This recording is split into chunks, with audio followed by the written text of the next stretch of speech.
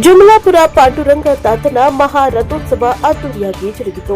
ಕುಷ್ಟಗಿ ತಾಲೂಕಿನ ಜುಮಲಾಪುರ ಗ್ರಾಮದ ಶ್ರೀ ವಾಸಿ ಪಾಂಡುರಂಗ ತಾತನ ಜಾತ್ರಾ ಮಹೋತ್ಸವ ಹಾಗೂ ಸಾಮೂಹಿಕ ವಿವಾಹ ಮತ್ತು ಮಹಾರಥೋತ್ಸವ ಅದ್ದೂರಿಯಾಗಿ ಜರುಗಿತು. ಸತತವಾಗಿ 15 ದಿನಗಳ ಕಾಲ ಸಾಯಂಕಾಲ 7 ಗಂಟೆಗೆ ಲಚ್ಚಾಣ ಶ್ರೀ ಸಿದ್ದಲಿಂಗ ಮಹಾರಾಜರ ಮಹಾಪುರಾಣ ಜರುಗಿತು. ಜಾತ್ರಾ ಮಹೋತ್ಸವದಲ್ಲಿ 14 ನವ ಜೋಡಿಗಳಿಗೆ ಸಾಮೂಹಿಕ ವಿವಾಹಗಳು ಜರುಗಿದವು. ಅಂಕಲಿಮಠದ ಶ್ರೀ ಫಕ್ಕೀರೇಶ್ವರ ಮಹಾಸ್ವಾಮಿಗಳು ಮತ್ತು ಗುಡುತೂರಿನ ಶ್ರೀ ನೀಲಕಂಠಯ್ಯ ತಾತನವರು ವಧುವರರಿಗೆ ಆಶೀರ್ವದಿಸಿದರು. ವಧುವರರನ್ನ ಮೆರವಣಿಗೆಯ ಮುಖಾಂತರ ಮಾರುತೇಶ್ವರ ದರ್ಶನ ಪಡೆಯಲಾಯಿತು.